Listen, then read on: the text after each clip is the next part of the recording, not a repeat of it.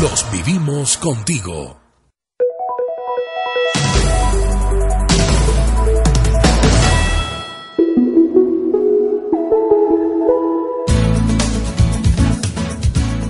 Domingo Global, Radio Red RCN, 970 AM. La mejor programación del domingo en su radio. 8 de la mañana. Personajes en Radio Red. Dirige Wilson Mueces. 10 de la mañana. Notas en Red. Con la dirección de Sergio Restrepo. Domingo Global. Domingo Global. En Radio Red de RCN, 970 AM. Grandes audiencias. Amor a Colombia, ABC. La riqueza del folclor colombiano se hace presente todos los sábados de 12 del día a 1 de la tarde por los 970 AM de Radio Red. Amor a Colombia, ABC, con la conducción de Alberto Borda Carranza. Amor a Colombia, ABC. Amor a Colombia, ABC. En medio de la oleada de acontecimientos cotidianos, el gran desafío es atrapar la verdad. Capturar lo que al país y a su gente más puede importar. No para pescar en río revuelto, sino para proponer tesis y abrir espacio a la sana crítica. Para eso es preciso disponer de una buena red. Y por eso estoy con ustedes en Radio Red de RCN Radio. La hora de la verdad, de lunes a viernes, por Radio Red de RCN. Bogotá 970 AM, Medellín 710 AM y Cali 1200 AM. La hora de la verdad, con Fernando Londoño Hoyos. Llano, cultura y folclor. En nuestro sábado global. Llano, cultura y folclor. Un espacio dedicado a lo mejor de los llanos colombo-venezolanos, donde la música, las tradiciones, mitos y leyendas son cultura hechas llano. Escúchenos todos los sábados a las 8 de la mañana por RCN Radio Red. Golondrina y tijereta y el carrao de madrugada con su canto me despierta. Ahora las noticias se ven y se oyen. Escuchen Radio Red de RCN, las noticias del canal RCN. Radio Red de RCN. Atrapa lo que vale la pena. Noticias RCN. Líder en noticias. Líder en opinión.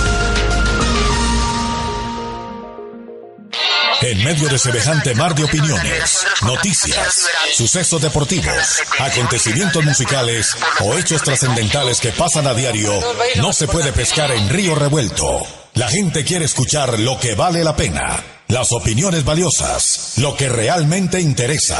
Para eso hay que tener una buena red.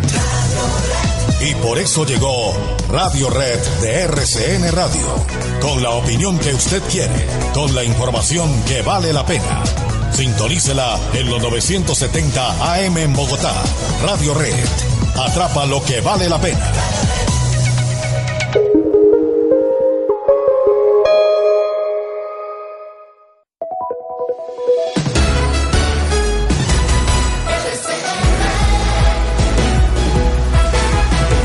Radio Red Bogotá 970 AM. Atrapa lo que vale la pena.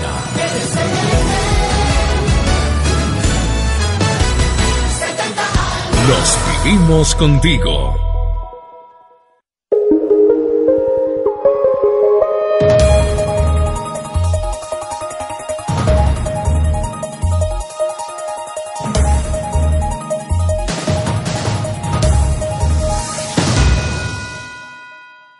En ON 24 nos preocupamos por la limpieza de los baños. Por eso brindamos sistemas desinfectantes y aromatizantes para que permanezcan limpios y agradables. Encuéntranos en on24.com o llámenos al 524-0705 en Cali o al 318-578-0280 en Bogotá y Barranquilla. En la hora de la verdad y con el patrocinio del Banco Popular, siempre se puede, somos Grupo Aval, llega el editorial de Fernando Londoño.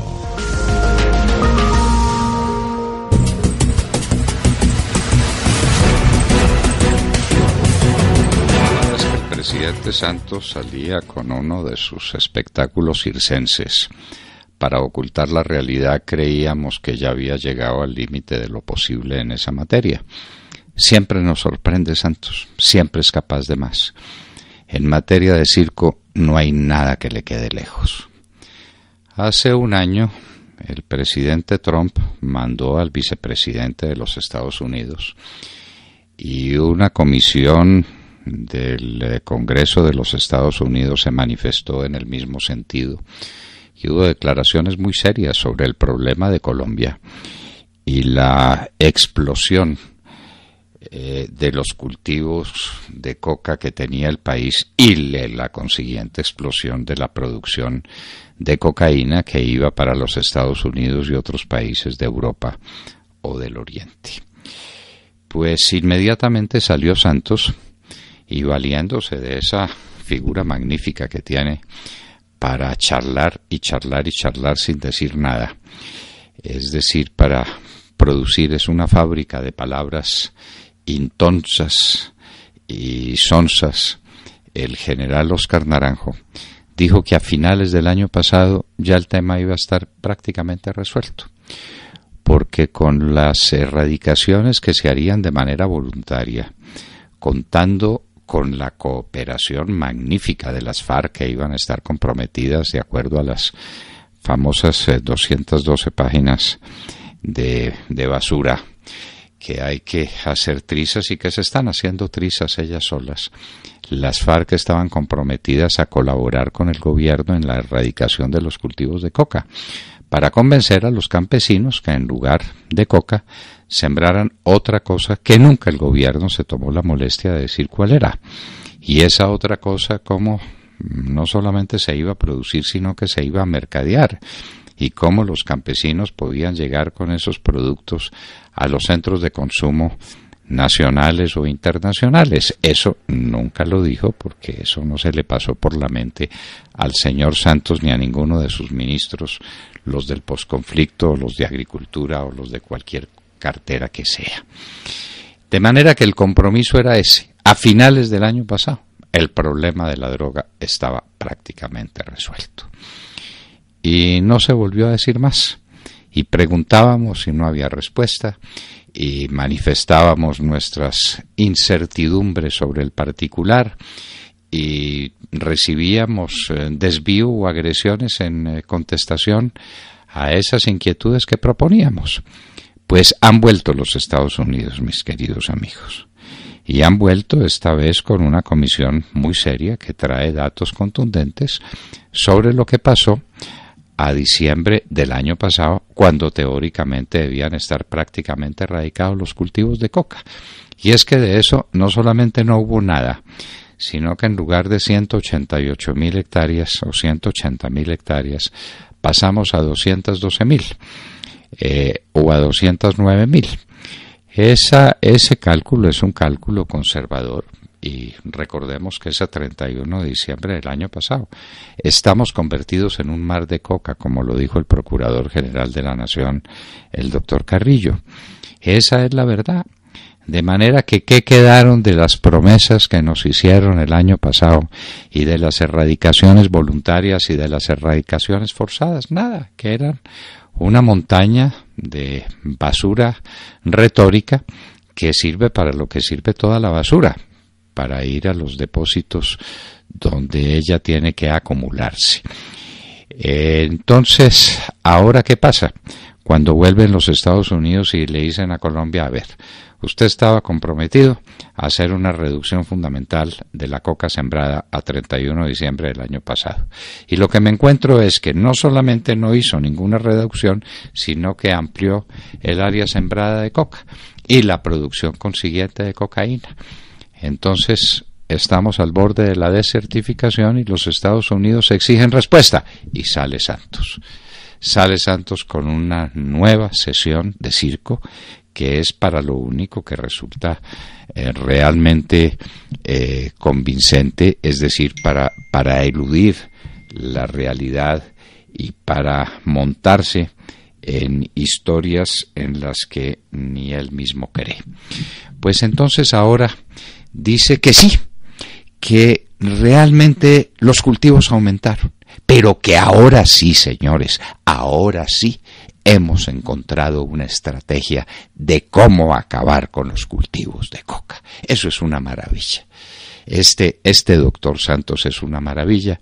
Esto ocurre mes y medio antes de la entrega del gobierno al sucesor que va a recibir todos estos pesares y todos estos pasivos, pero ya Santos lo tiene todo resuelto, porque fue a algún sitio de esos que maneja la policía y vio unos drones que tiran desde muy corta altura glifosato y otros productos que pueden destruir las matas de coca. Y entonces, como lo vio Santos y como lo vio su ministro de Defensa, ya queda probado que ese es el mejor de los sistemas. No hay sino que pensar en esto, en que esos cultivos se erradicaban por aire después de bombardeos muy serios a los campamentos donde estaban reunidas las FARC para impedir precisamente los cultivos aéreos. Y las FARC tienen medios militares muy afilados para poder llenar ese compromiso que tienen con ellas mismas, impedir la erradicación de los cultivos. Unos droncitos que van volando casi que a nivel de las hojas, pues van a ser tan sensibles a los ataques como los recogedores de coca, como los raspachines de coca y como los que la erradican. De manera que con eso no se ganó nada, no se hizo nada, eso es pura basura. Pero el tema fundamental es ese. Señores, ustedes nos dijeron que a 31 de diciembre del 2017 la coca iba a desaparecer en Colombia en un porcentaje sustantivo y lejos de eso está aumentando. Denos respuesta. Y la respuesta no viene porque simplemente no puede venir, porque ese espectáculo circense de decir no, si realmente se me han aumentado los cultivos, pero era que estaba dedicado a estudiar cómo hacer para erradicarlos y cómo hacer para combatir las mafias cocaleras, y ahora sí tengo una estrategia por primera vez. Desde luego que con Santos todo es por primera vez. Cuando llegamos al gobierno con el presidente Uribe a la cabeza, teníamos más de 140.000 hectáreas sembradas de coca y un año después, o 15 meses después, teníamos 70.000. Es decir, que habíamos erradicado la mitad de la coca que había en todo el país y que ese era un problema que estaba en vía de separación y que si se hubiera seguido con la misma técnica muy pronto se hubiera producido el resultado tantas veces anhelado por los colombianos. Cambiaron algunos sistemas, se produjeron, hay unas realidades que no es del caso juzgar ahora ni es nuestro interés hacerlo, pero los cultivos bajaron de los 70.000 a 48.000 hectáreas de coca, que fue lo que le entregó el presidente Uribe a Juan Manuel Santos. Y de ahí, de las 48.000, las ha multiplicado por más de 5. Ese es el resultado de la gestión de Santos. Esa es su obra de gobierno. Eso es lo que le tiene que mostrar al mundo y le tiene que explicar a los Estados Unidos. Pero que ahora sí encontró la manera de erradicarla. Y le preguntarán, ¿pero cómo?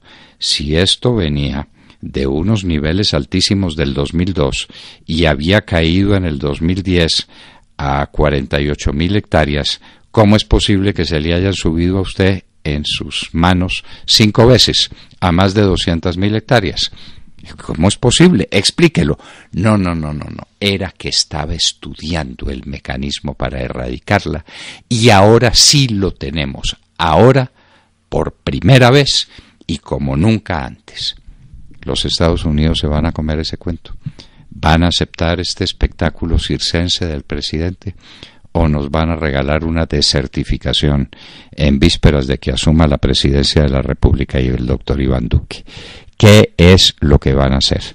Una cosa con toda seguridad no harán: validar este nuevo espectáculo de circo montado entre Santos y su vicepresidente, el general Naranjo. No lo van a aceptar porque no es aceptable. Ya lo dijeron, esto es inaceptable, porque esa cocaína que se produce en Colombia cobra vidas en los Estados Unidos. Destruye vidas humanas que tienen que padecer el fardo inexcusable de la drogadicción y muchas vidas que se pierden totalmente por los excesos de la cocaína, por lo que llaman la sobredosis. Y eso significa más muertos que los muertos que tuvieron los Estados Unidos en cualquiera de sus guerras internacionales, más muertos que los de Vietnam o que los de Afganistán o lo de cualquiera de los sitios donde estuvieron comprometidas las tropas americanas. Y eso es lo que los Estados Unidos consideran inaceptable.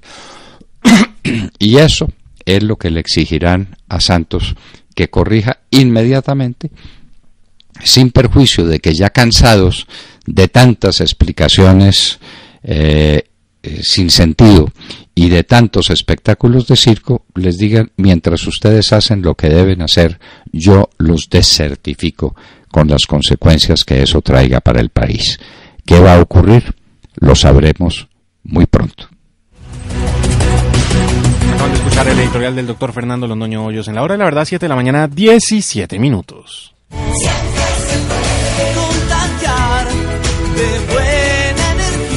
En el Banco Popular somos testigos de la pasión y entrega de los profesores colombianos que día a día nos enseñan a alcanzar nuestros propósitos con disciplina. Por eso siempre los acompañamos, haciéndole eco a esa voz interior que los impulsa y los mueve a diario diciéndoles: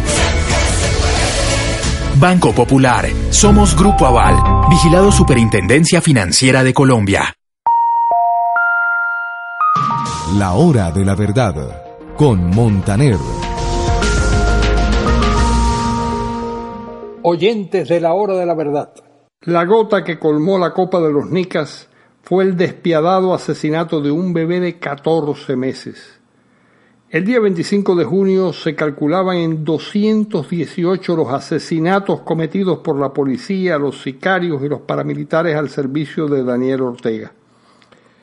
La Conferencia Episcopal de Nicaragua, conocida como CEN, que en su país tiene un enorme prestigio, ha vuelto a mediar entre el gobierno de Daniel Ortega y una alianza cívica que en ese país ha sido capaz de juntar estudiantes, empresarios, agricultores y demás componentes de la sociedad civil. Estará presente además la Comisión Interamericana de Derechos Humanos vinculada a la OEA. Dicen que el Papa Francisco les ha pedido a los obispos que no desfallezcan y continúen reclamando un diálogo sincero que permita adelantar las elecciones a marzo del próximo año para calmar las pasiones. También dicen que Daniel Ortega y su mujer están dispuestos a irse si no los persiguen por los crímenes cometidos. A mi juicio, es posible que los nicaragüenses lleguen a un arreglo siempre que Ortega esté realmente dispuesto a dejar el poder a corto plazo y siempre que la impunidad no sea a perpetuidad, sino por 1 o 2 periodos electorales. A partir de esa fecha podrían ser demandados en los tribunales como cualquier nicaragüense. Es decir, como parte del acuerdo, el gobierno y la alianza cívica firmarían una moratoria judicial que le garantizase a la pareja presidencial, no a los esbirros que matan, a la pareja presidencial solamente, que no serán acusados ante los tribunales nacionales o internacionales, ni serán extraditados, al menos durante un tiempo. Al fin y al cabo, Ortega es un anciano enfermo que sufre del corazón y dicen quienes lo conocen que también padece de lupus. Si está consciente de que le queda poco tiempo entre los vivos, ¿acaso llegue a un acuerdo para evitarle tanto dolor a Nicaragua? Es algo parecido a lo que sucedió en 1990 con los robos legalmente permitidos a los sandinistas, conocidos como la piñata. Permitirles saquear el país fue inteligente para que abandonaran el poder.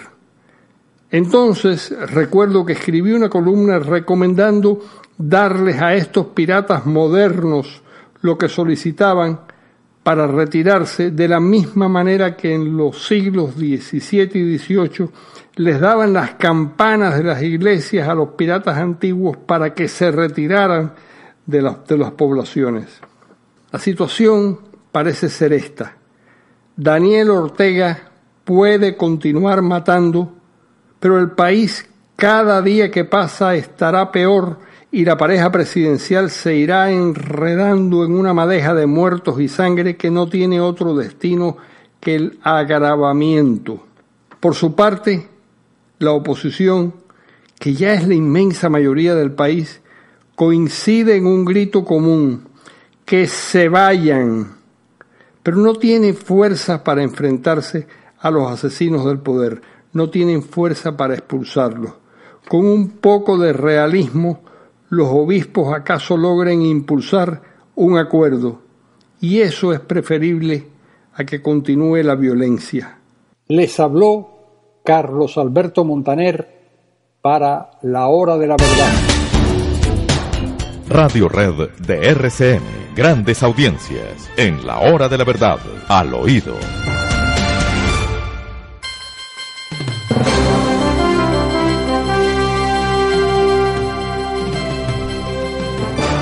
Bueno, William, le cuento al oído, doctor, a ver, qué bueno. Al oído que está disponible el libro del que tantas veces hemos hablado y que nos enorgullece a todos los colombianos, y que es un consuelo para los ojos de todos los que lo vean.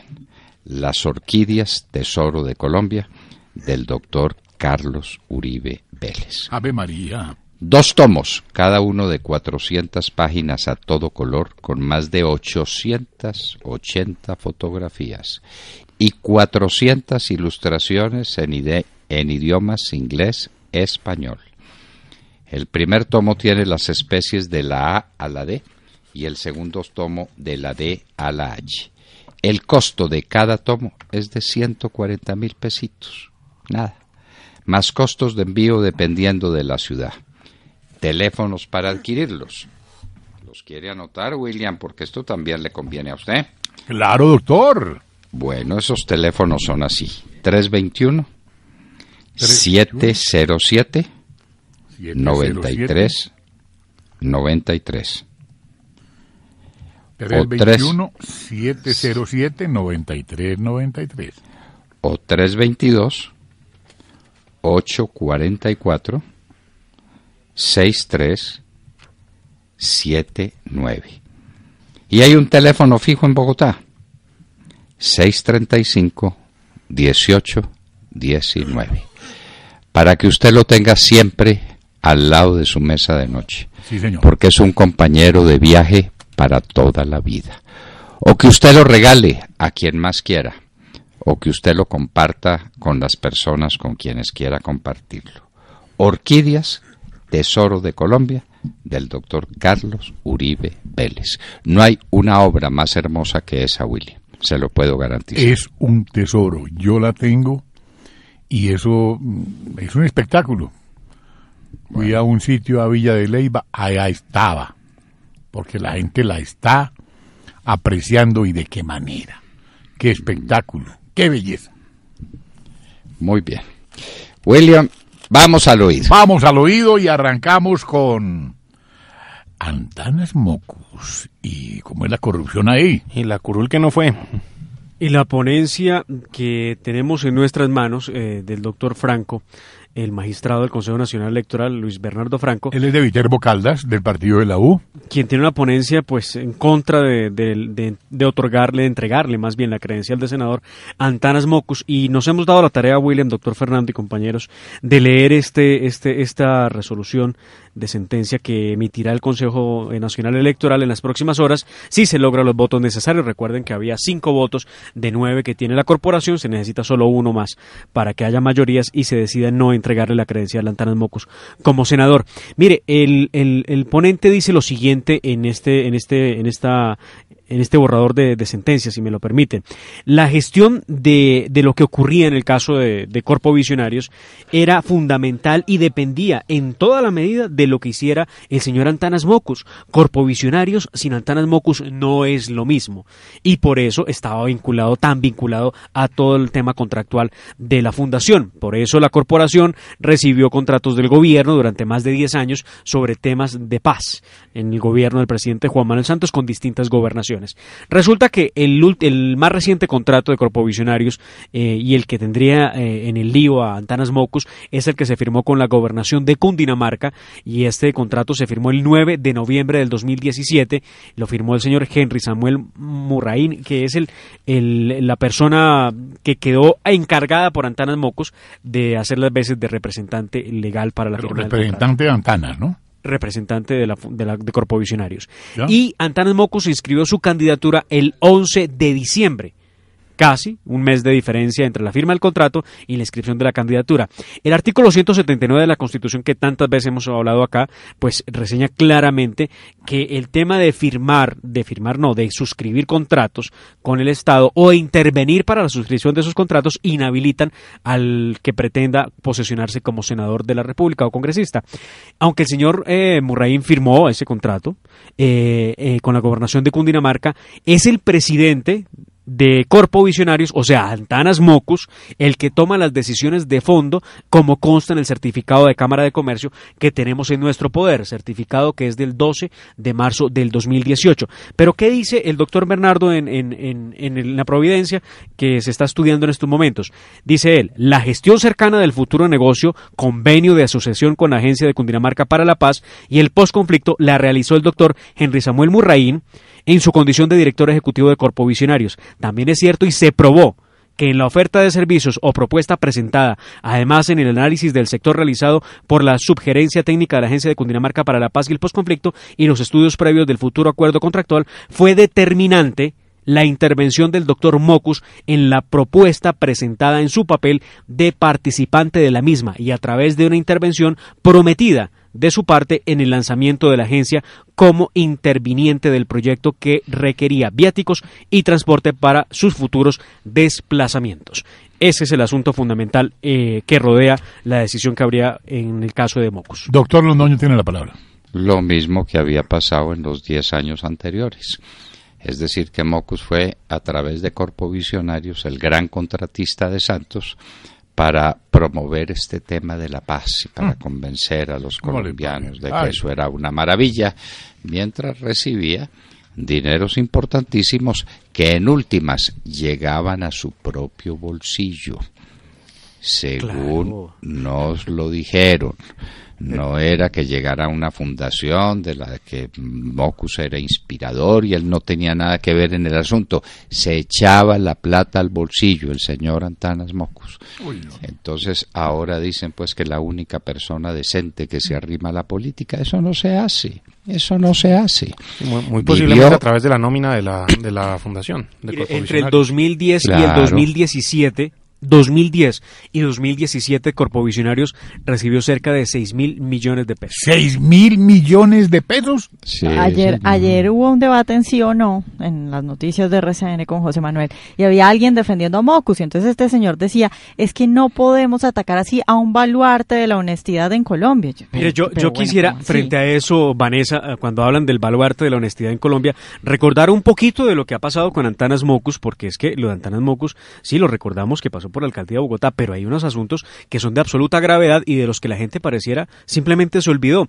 Recuerdo hace un par de años cuando Antanas Mockus envió una carta al presidente Juan Manuel Santos y le enviaba copia a la guerrilla de las FARC, donde él decía que él se sometía a las mismas penas que fueran impuestas contra los jefes de las FARC. La razón, que él utilizó un sitio para falsificar cédulas de ciudadanía para las FARC y que también llegó inclusive a esconder caletas y dinero de la guerrilla. Eso lo decía Antanas Mockus, ahí está la carta que a todo Colombia pudo haber sorprendido en aquel momento, y lo decía también: yo tuve simpatía por el grupo hasta 1985 cuando decidí apartarme porque veía la vida de una manera distinta. Entonces ese es el baluarte de la transparencia. Lo que sí me parece muy grave, doctor Fernando y compañeros, es que entonces posesionan a Antanas Mockus por encima de la Constitución y la ley, ¿cierto? Siendo el Partido Verde el partido de la anticorrupción.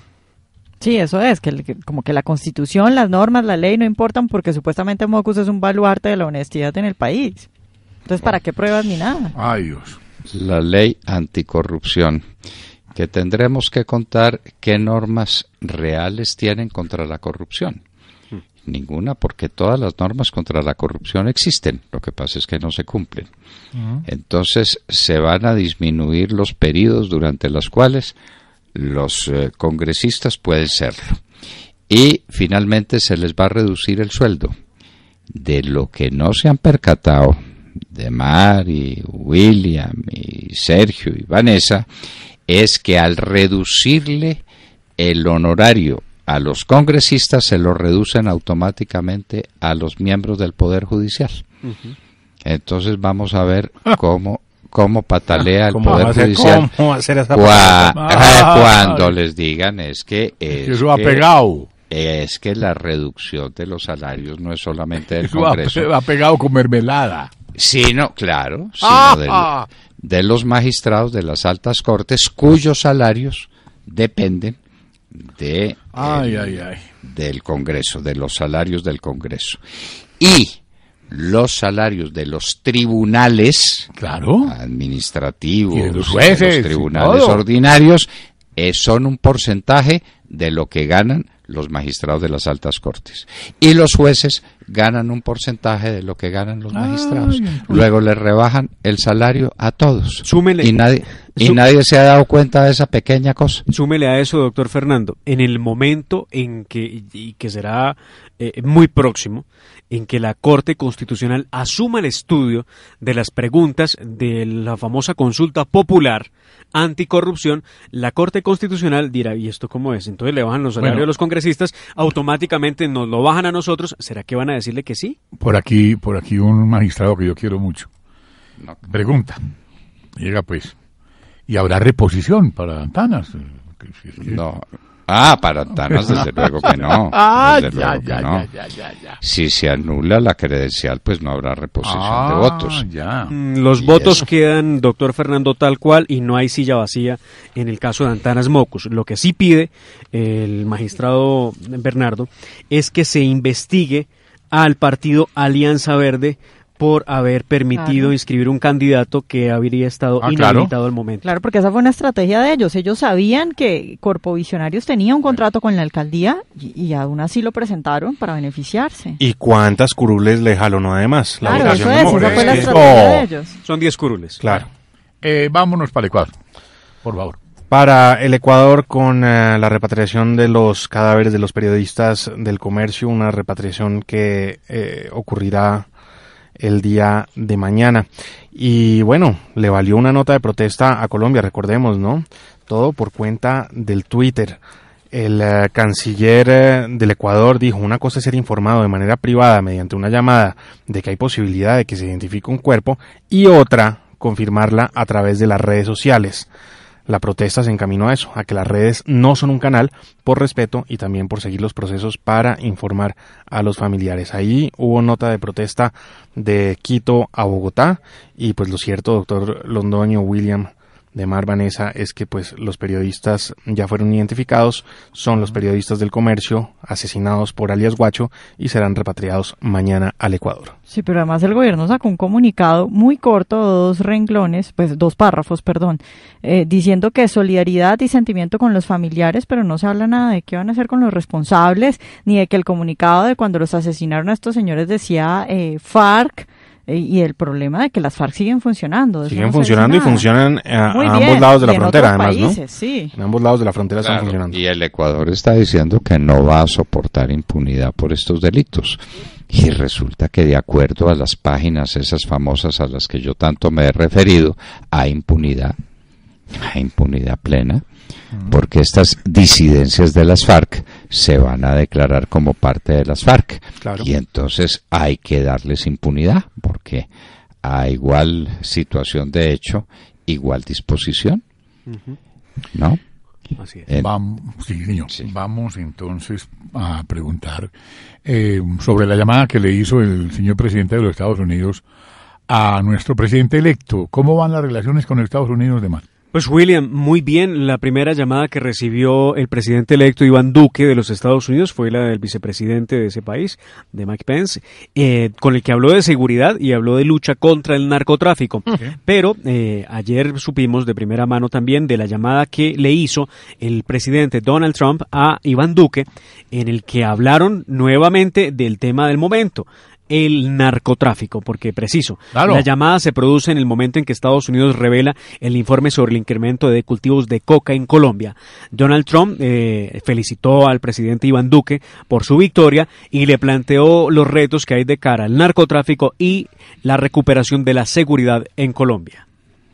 Y le dijo que es absolutamente inadmisible o inaceptable, no recuerdo cuál es la palabra que utiliza, el aumento de los cultivos de coca en Colombia. Exacto. Eso no es aceptable. Con eso pues quedó porque notificado. ya ese cuento se lo habían tragado los Estados Unidos hace un año, el año pasado, en el 2017, y entonces apareció el general Naranjo, y apareció el ministro de Defensa, y apareció Juan Manuel Santos, y diciendo, y aquí tenemos un plan de erradicación que dirá que a 31 de diciembre del 2017 estarán erradicados prácticamente todos los cultivos de coca en el país. Y llega el diciembre de 2017 y no solamente no están erradicados, sino que están multiplicados. Entonces los Estados Unidos dice, eso es inaceptable. En otras palabras, nos engañaron, nos mintieron y no lo aceptamos. Y ahora el sátrapa de turno dice lo que esta mañana dijo por estos medios. ¿Qué fue lo que dijo? ¿Qué fue lo que dijo el señor Juan Manuel Santos esta mañana? Sobre el tema de la erradicación de cultivos, ¿no? La lucha contra el narcotráfico. Ya tiene listo tiene todo listo el plan. Y no sabemos si el plan es el de los drones para fumigar con glifosato. Ay, no, por Dios. O cuál otro es el plan. No, más mentiras. Pues de hecho, analicen ustedes. Que no se burle de la inteligencia de nosotros, que nosotros no somos tan... pongámosla, por favor. Este fragmento dice mucho. Con la venia del doctor. Lo importante es tener un plan, una estrategia. Y por primera vez Colombia tiene un plan y una estrategia viable. Un plan y una estrategia. Lo ¿cómo que por primera vez? Por primera vez faltando un mes para que se acabe el gobierno. ¿Cómo así? ¿Esto cómo es? Bueno, pues doctor Londoño, esto sí es para llorar. Por eso es el libro que escribe Alberto Velázquez sobre el narcotráfico y la política. Es algo apasionante. Ayer en la barbería para Teleantioquia, el doctor Alberto Velázquez Martínez pintó el país desde Lewis Stamps, con tantas cosas que aquí en la hora de la verdad, como me lo dijo el doctor Alberto Velázquez Martínez, usted lo ha dicho, doctor Londoño, el tema del combustible. Pero entonces vamos a preguntar una cosita sobre la JEP. ¿Es la JEP una tabla de salvación para los militares o una implacable guillotina, doctor Londoño? Pues al alcance de un tribunal constituido absolutamente por mamertos, por comunistas, por izquierdistas, nombrados por 3 aventureros internacionales, todos comunistas, uno español, otro peruano, otro argentino, por una farmacéutica y por un magistrado de la Corte Suprema que todo el mundo sabe que es comunista. Sí. Y esos van a ser los jueces de nuestros militares. Imagínese usted lo que les va a pasar. La primera parte... Perdón, William, le interrumpo solamente para decir una cosa. Cuando escuchábamos el audio esta mañana del general Alberto José Mejía, el comandante de las fuerzas militares, diciendo que era necesario que se legislara ya y que se aprobara el código para la JEP, lo hacía atendiendo a una situación que es, digámoslo, básica, porque en la medida en que no haya un código, no se podrá imaginar uno cuántas arbitrariedades más puedan cometer desde el mismo famoso Tribunal para la Paz. Sí, es que cuando el doctor empezó a hablar no se escuchó. Entonces, si es tan amable, doctor, con todo respeto, yo quiero que nos repita, porque no alcanzamos a oír, y considerando que lo que usted dice aquí es serio, por favor, hagamos otra vez la introducción, y me perdona. ¿La introducción a qué punto? Al tema, doctor, al tema de la tabla de salvación para los militares o una implacable guillotina. que cualquiera puede imaginarse qué le pasa a nuestros militares juzgados por un tribunal constituido por unos aventureros internacionales comunistas todos, por una farmacéutica comunista de la Universidad Nacional y por un magistrado de la Corte Suprema de Justicia que es reconocidamente comunista. Más claro no lo canta un gallo. Bien. Entonces, imagínense ustedes las posibilidades que tendrán nuestros militares de defenderse con éxito ante la JEP. Los van a condenar a todos.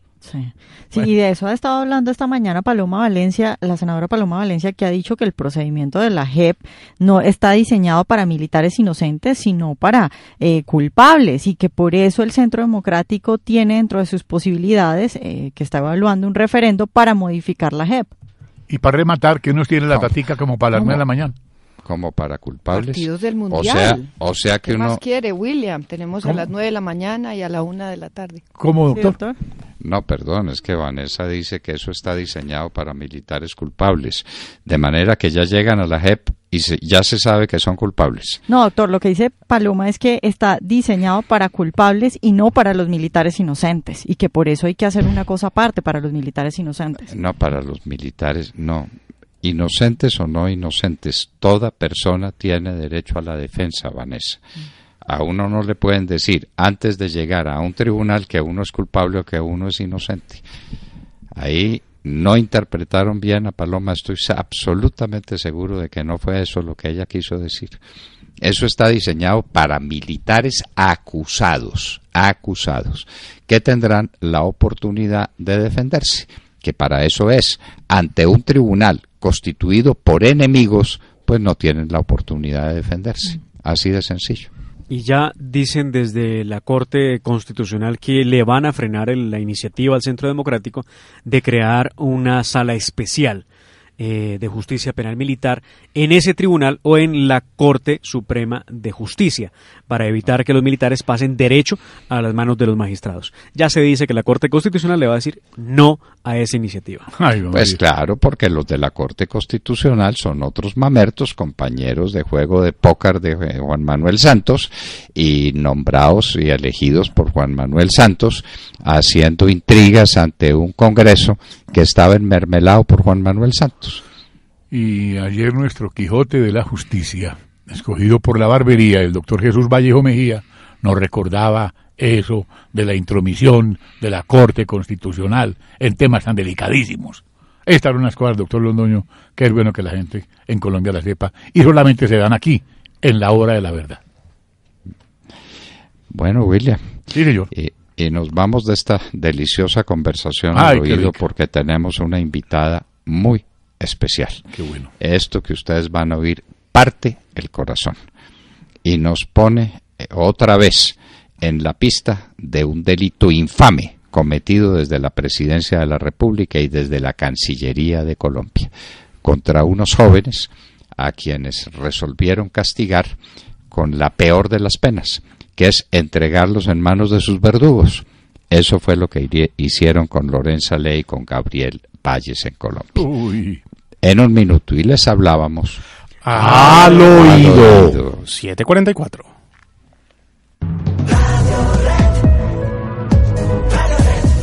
Radio Red de RCN Radio. Sintonícela en los 970 AM en Bogotá, 710 AM en Medellín y 1200 AM en Cali. Y déjese atrapar por lo bueno. Radio Red, atrapa lo que vale la pena.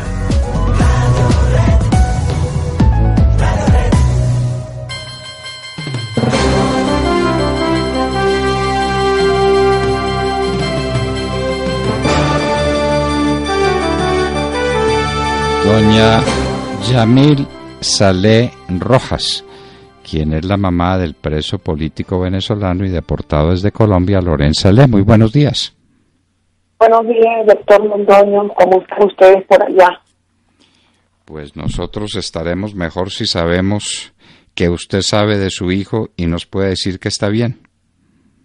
No, lamentablemente ya tengo 41 días sin saber nada de mi hijo, está aislado por completo, y 4 años de injusticia, de crueldad, de tortura, desde el momento en que lo entregó el presidente de Colombia Premio Nobel de la Paz. Qué ironía, ¿verdad, doctor? Que un Premio Nobel de la Paz entregue a un joven que después a los años es laureado como Sarajó, como Premio Libertad de Conciencia, y que el presidente Santos no se haya pronunciado y no haya rectificado su error. Me ha destruido el presidente Santos y pido que se cumpla la ley y que tomen acciones en contra del presidente Santos, porque es una injusticia. Ya han pasado 4 años sin una audiencia. Lo secuestró el gobierno de Santos y lo entregó al gobierno de Venezuela para que lo torturaran, y tenemos casi 4 años de esa injusticia. ¿Cuántos años tenía Loren cuando fue secuestrado en Colombia por Santos y por la canciller? 26 años, y el mes que entra cumple 30 años. Le quitaron 4 años, le han quitado ya casi 4 años de su juventud. Y mira, en el estado en que estamos, donde yo llevo ya 41 días, donde él está aislado, no lo he podido ver, no sé las condiciones de salud, no sé de él absolutamente nada, y no me cansaré, doctor Londoño, y le digo a todos los colombianos, me tendrán que matar, pero yo no voy a dejar de denunciar y no voy a dejar de pelear por la libertad de mi hijo, que es inocente, porque tiene 50 audiencias preliminares diferidas, y porque no es inocente. Él solo pedía respeto a los derechos humanos, pedía democracia y libertad. Y llegó el presidente Santos y lo entregó a sus torturadores para que lo metieran en la tumba, en la cual duró 26 meses. Y ahora el resto que tiene es en el helicoide. ¿Usted no cree que eso ha sido una crueldad, una injusticia? Y se inició con Santos. No hay duda ninguna de que es una crueldad, es una injusticia, es una violación de todos los tratados internacionales y una violación de la Constitución colombiana. Nadie puede ser condenado sin ser juzgado y oído previamente. Cuéntenos finalmente cuál es el delito que le imputan a Loren, porque después de 4 años ya se sabrá de qué lo acusan. Bueno, la única acusación que tiene es del 2010, doctor, donde él tenía una propaganda donde decía Chávez miente porque no hay niños en la calle, porque no funcionan los hospitales, porque no hay servicios de alimentación. Por eso le acusan, y por eso él tiene 4 años. Pero sabemos que esas no son las razones. La razón es porque él denunciaba las violaciones a los derechos humanos. Pero esa es la única acusación que tiene. De resto no hay más nada, no hay más acusaciones, y por eso no equivale a cárcel, y mucho menos a 4 años de injusticia. Doña Yamil, cuando el gobierno de Venezuela pidió que le mandaran a Loren y le mandaran a Gabriel Valles, ¿cómo justificó esa solicitud? ¿Qué ha dicho la Cancillería colombiana? ¿Por qué la Cancillería colombiana los privó de la libertad y se los entregó a enemigos políticos que hicieron lo que se sabía que iban a hacer con él? Pero sabemos que la canciller de Colombia no hace las cosas como debe ser, correctamente. Me imagino que hicieron tratados internos para que le entregaran a Loren. ¿A cambio de qué? No lo sabemos, doctor, no sabemos a cambio de qué entregaron a mi hijo. Supuestamente tenían una orden de captura, y resulta que la orden de captura la realizaron a los 3 días de que Loren estaba aquí en Venezuela, fue que realizaron la orden de captura, y Loren tenía un salvoconducto para poder estar en el país, que es país hermano, que es Colombia, que es nuestra frontera, ¿no? O sea, no hay. Yo quiero que la canciller de Colombia me explique a mí por qué entregó a mi hijo, y el presidente de Colombia por qué lo entregó de esa manera, por qué violaron los tratados internacionales, por qué entregó a un joven cuando era el mejor amigo, o no sé si todavía lo sigue siendo, y de repente es una pantalla que están haciendo de que él no es amigo ahora del presidente de Venezuela. Pero claro que son amigos íntimos, y la canciller era amiga íntima del señor Maduro, eso está claro. Pero usted ha pasado de derechos de petición y la Cancillería le ha respondido mostrándole el documento mediante el cual Venezuela pide a Loren para que sea deportado a Venezuela. No, doctor, no me han enseñado nada, no he encontrado respuesta de la Cancillería de Colombia, no he encontrado respuesta. ¿Usted ha elevado esos derechos de petición? ¿Alguien en nombre suyo ha presentado esos derechos de petición? Sí, a nivel internacional se han hecho estas peticiones con la doctora Tamara Sujú, que es la que representa a Loren en el caso internacional, donde se ha llevado a todas las instancias y donde está el nombre de Santos ahí y de la canciller Holguín. Están ahí los nombres de ellos.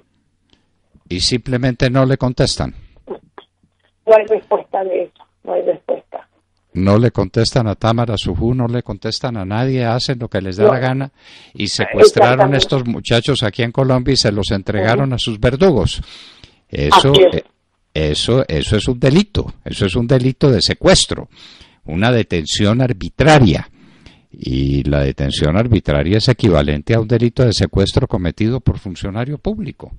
Entonces, doctor, una cosa, disculpe, doctor, que no crea el presidente Santos que a mí se me va a olvidar, o a nosotros, a los demócratas, se nos va a olvidar lo que él hizo. Él va a dejar de ser presidente en unos días, pero él no va a dejar de ser la persona que entregó a mi hijo. Entonces, eso va a seguir, eso voy a continuar con esa denuncia, y él en algún momento él tendrá que rendir, pasar a juicio junto a la canciller, porque ellos van a dejar de ser parte del gobierno colombiano, pero van a estar ahí, y en algún momento, no será mañana, pasado, pero en algún momento, doctor, tendrá que cumplirse la ley para ellos también, porque le he dicho al presidente de Colombia, y si me está escuchando, presidente Santos, rectifique, por lo menos rectifique su error, rectifique lo que hizo con un joven venezolano, con un laureado del premio Sájarov de libertad de conciencia, presidente Santos, rectifique antes de entregar su mandato, porque a mí no se me va a olvidar este sufrimiento y esta tortura, porque a mí me violaron los derechos humanos, a mí me lo están violando, y él es cómplice de esas violaciones a los derechos humanos, porque hoy tengo 41 días sin ver a mi hijo. Presidente Santos, recuérdelo muy bien, yo soy madre, yo no soy política, y esto no me irán a matar, pero hasta que no salga en libertad mi hijo y usted no rectifique, no voy a dejar de denunciar, y no me van a callar. Y nosotros tendremos el honor de recibirla siempre que usted quiera para que repita estas denuncias dramáticas. Santos y la canciller secuestraron estos dos jóvenes en Colombia, incurrieron en una detención arbitraria y se los entregaron contra todas las normas del derecho internacional a sus verdugos políticos. Le quiero preguntar, ha salido en la prensa la noticia de que varios de los detenidos en el helicoide fueron puestos en libertad por orden de Maduro. Eso desde luego no ha ocurrido con su hijo, entiendo que sí ocurrió con Gabriel Valles. ¿Cuántos de esos detenidos en el helicoide fueron puestos en libertad?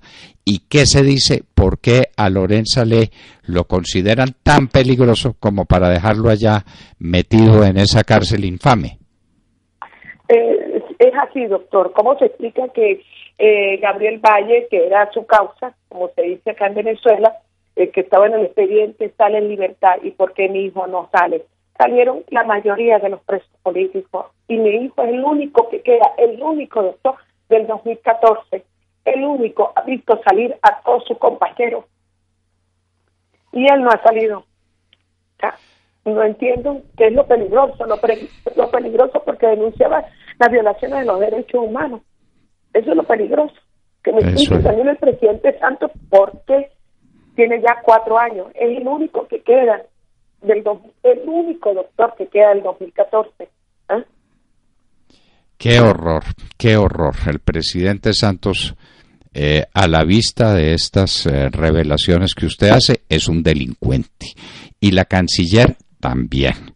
Y violaron el derecho interno de Colombia y violaron el derecho internacional al poner un joven contra el que no había ninguna causa penal abierta. Se lo entregaron a los verdugos venezolanos para congraciarse con el gobierno de Venezuela. Esa es la dolorosa verdad, doña Yamil. Doctor, fíjese que no hay, ¿cómo se explica que tenemos 50 audiencias preliminares diferidas? Esas preliminares se hacen a los 45 días, o sea, está como el 4 de septiembre del 2014, está igualito, en las mismas condiciones jurídicas, se le han violado todos sus derechos jurídicos. O sea, que le explique el presidente Santos qué cometió Loren, porque hasta el momento, desde el 2014 hasta el 2018, no hay ninguna acusación formal, no hay nada que amerite tener casi 4 años de secuestro. Doña Yamil, esto es horrendo, esto es sencillamente horrendo. Será importante, usted ha tocado puertas en los Estados Unidos, en la Secretaría de Estado, para que pregunten por Loren, porque allá estaba detenido un ciudadano americano que fue liberado. ¿Y por qué Loren Saleh no? Fue liberado, Joshua. He pedido, yo estuve en la Unión Europea, hice mi gira a nivel en Europa, y todos han levantado la voz. El Parlamento Europeo ha levantado la voz por Loren, siendo él no teniendo otra nacionalidad sino la venezolana. Han levantado la voz. En la OEA saben el caso de Loren. A nivel internacional, todos saben el caso de Loren y de la injusticia que están cometiendo con Loren. Bueno, y el gobierno de Colombia no dice nada. ¿A quién le dio orden el gobierno de Colombia de detener a Loren? ¿Se lo dio a la policía? ¿Se lo dio al DAS? ¿Quién detuvo físicamente a Loren en Colombia? No sé qué organismo o cuántos organismos estaban implicados en ese secuestro. Esto es un secuestro, doctor. Pero claro, porque no le dieron la oportunidad de una llamada telefónica, no le dieron la oportunidad de nada. Un secuestro que hubo, que en menos de 4 horas lo entregaron a sus torturadores. Un secuestro ordenado por el presidente de la República y por la canciller para congraciarse con el sátrapa que manda en Venezuela, y entonces sacrifica la vida de este muchacho y la vida de todos los que lo queremos. Por supuesto que el dolor de su madre pues no es comparable con ningún otro dolor, eso está claro para nosotros, pero nosotros estamos y seguiremos pendientes de Loren Saleh, y el señor Santos se puede ir del gobierno, pero le seguiremos recordando todos los días a él y a María Ángela Holguín, que son un par de secuestradores y que tienen que responder por lo que le pasó a Gabriel Valles y lo que le ha pasado y le sigue pasando a Loren Saleh. Doña Yamil Saleh, seguiremos como siempre pendientes de esta tragedia que usted está viviendo y de esta atrocidad que están cometiendo con usted. Un régimen atroz como el de Venezuela, pero un régimen que se reputa democrático como el de Colombia, que en últimas lo que es un sistema también de secuestradores para congraciarse con los déspotas vecinos. También hicieron algo parecido con el doctor Fernando Balda, aquí un diputado muy importante del Ecuador, a quien secuestraron en las calles de Bogotá. Ese secuestro se frustró por la intervención de la policía, que no sabía que estaba convenido el secuestro por orden del gobierno de Santos, y después Santos lo mandó detenido en un avión de la Fuerza Aérea a Guayaquil para que tuviera que pagar por delitos que no cometió, los delitos de oposición política al régimen del Ecuador, al régimen del señor Correa, que es un régimen tiránico. Doña Yamil Saleh, seguiremos como siempre pendientes de las noticias que usted nos pueda dar y no nos cansaremos, no nos vamos a cansar nunca de denunciar a Juan Manuel Santos y a María Ángela Holguín como delincuentes, como personas que cometieron el delito de secuestro o de detención arbitraria contra este joven y que después no solamente no contentos con eso, se lo entregaron a sus verdugos políticos en Venezuela. Doña Yamil Saleh, siempre solidarios con usted y lamentamos todos los días lo que está ocurriendo, pero desde luego sabemos que una madre nunca se fatiga de preguntar por su hijo. Eso lo sabemos y la estaremos acompañando siempre, no solamente en ese dolor, sino en esa empresa por conseguir justicia para Loren Saleh. Muchísimas gracias, doctor Londoño. Muy agradecida y gracias a todos los ciudadanos colombianos, demócratas, que he sentido el apoyo absoluto de todos los demócratas colombianos. Y los felicito por el nuevo gobierno que se inician en los próximos días. Muchísimas gracias y un abrazo de corazón de una venezolana, de una madre venezolana para todos ustedes los colombianos. Muchísimas gracias, Yamil Saleh. Compañeros de la mesa, digan si esto no parte el corazón. Completamente, doctor Londoño. Completamente, y uno sí espera que se haga justicia, que en algún momento la justicia llegue. Claro, Tiene que llegar. Sí, pero es que son 4 años de la vida de este muchacho que por culpa de Juan Manuel Santos, la mamá y el muchacho sufriendo torturas. 4 años. Y unas torturas inenarrables. Usted se imagina esa pobre mamá en estos últimos 41 días sin saber una palabra de Loren Saleh, y todo por cuenta de Juan Manuel Santos y de María Ángela Holguín, que cometieron semejante atrocidad para quedar bien con el señor Maduro. No puede ser. No puede ser. Esto clama al cielo. Son esos delitos que claman al cielo. Y esperamos que el próximo gobierno, que tenga un canciller decente y no una canciller secuestradora como la actual, y que tendrá un presidente de la República demócrata y respetuoso de las leyes y de la Constitución, le dirá a Venezuela que no puede compartir las torturas a las que está sometiendo a Loren Saleh, que exige que sea liberado y que investigue en cuáles condiciones fue puesto preso en Bogotá por orden de Juan Manuel Santos y de María Ángela Holguín. Yamil Saleh, la madre de Loren, uno de los mártires de la democracia venezolana, por cuenta y riesgo de Juan Manuel Santos y de María Ángela Holguín, estaba con nosotros en la hora de la verdad. 8 de la mañana, 3 minutos.